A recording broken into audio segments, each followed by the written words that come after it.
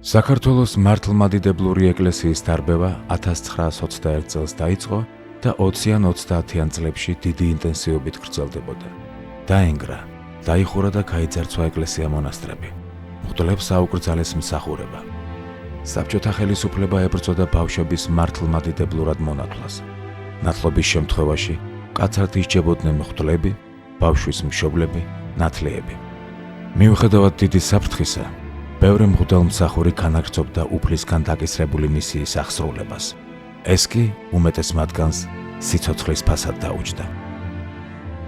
არქიმანდრიტი პიმენი, პავლე სამუილის ძე დაშნიანი, დაიბადა 1872 წელს, ცაგერის რაიონის სოფელ ჩხუტელში.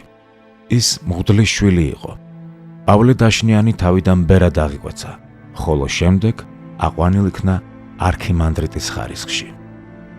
საქართველოს შინაგან საქმეთა სამინისტროს არქივში დაცული მასალებიდან ჩანს, რომ არქიმანდრიტ პიმენს ხელისუფლებამ აუკრძალა მღვდელმსახურება, მაგრამ ის ფარულად მაინც ნათლავდა ბავშვებს ცაგერის რაიონის და ქვემო სვანეთის სოფლებში.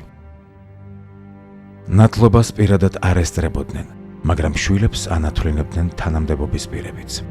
ერთი თვის მანძილზე არქიმანდრიტს დაახლოებით 120 ბავშვი მოუნათლავს. პავლე დაშნიანის წინააღმდეგ საქმე აღიძრა. ამის მიზეზი დასმენა გახდა.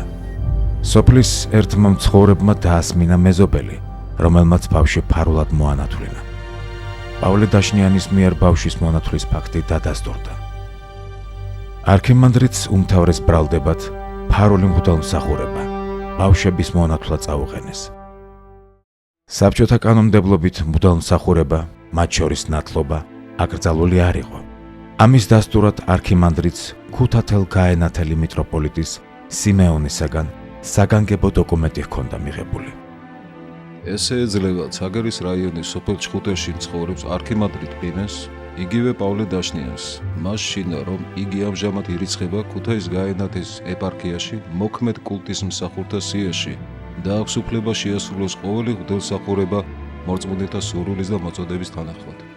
საქართველოს რესპუბლიკის უმაღლესი მთავრობის 1924 წლის 21 ნოემბრის 124 დადგენილების მე-6 მუხლის მიხედვით დაწესებულება ან თანამდებობის პირი, რომელიც ამა თუ იმ სახით კულტის მსახურს დევნას დაუწყებს, ან ხელს შეუშლის კულტის მსახურების დროს, პასუხს აგებს ხელისუფლების გადამეტებისათვის, ხოლო 1928 წლის სისხლის სამართლის კოდექსი ასე ამბობს: ხელი შეშლა რელიგიული წესის შესრულებისათვის გამოიწვევს იძულებით მუშაობას 6 თვემდე.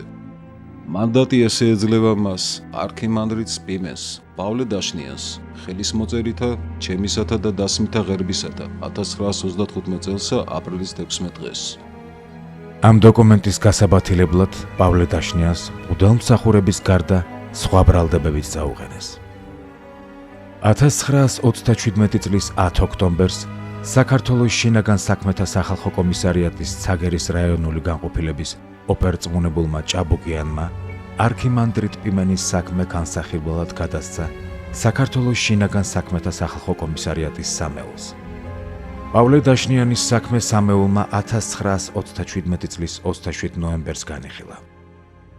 მას ბრალად ედებოდა ანტისაბჭოთა განწყობილება, მოსახლეობის პროვოცირება საბჭოთა წყობილების წინააღმდეგ, საბჭოთა წყობილების დამხობის თაობაზე ხმების გავრცელება, კონტრრევოლუციური რელიგიური ჩვეულებების პროპაგანდა, 1936 წელს მასობრივი ნათლობების ჩატარება, კოლმეურნეობების, როგორც არარენტაბელური მეურნეობების ლიკვიდაციისკენ მოწოდება. სამეულმა არქიმანდრიტ პიმენს სიკვდილით დასჯის განაჩენი გამოუტანა. პავლე დაშნიანის დაკითხვის ოქმში ვკითხულობთ. თავს დამნაშავედ გძნობ ერთი იმაში, რომ იმის შემდეგ, რაც 1933 წელში მე გამაფრთხილა შინსახკომმა, ხელი ამეღო მღვდელმოქმედებებზე, მას მერე არ უნდა დამეწყოდა თბილისში მანდატის გულისთვის არ უნდა წავსულიყო. ეხლა, როგორც მოხუცებულს, თუ მაპატიებთ უკანასკნელად ამ შეცდომას, პირობას მოგცემთ, რომ მომავალში არ გავიმეორებ. მიუხედავად ამისა, არქიმანდრიტ პიმენი 1938 წლის 4 მარტს მაინც დახვრიტეს.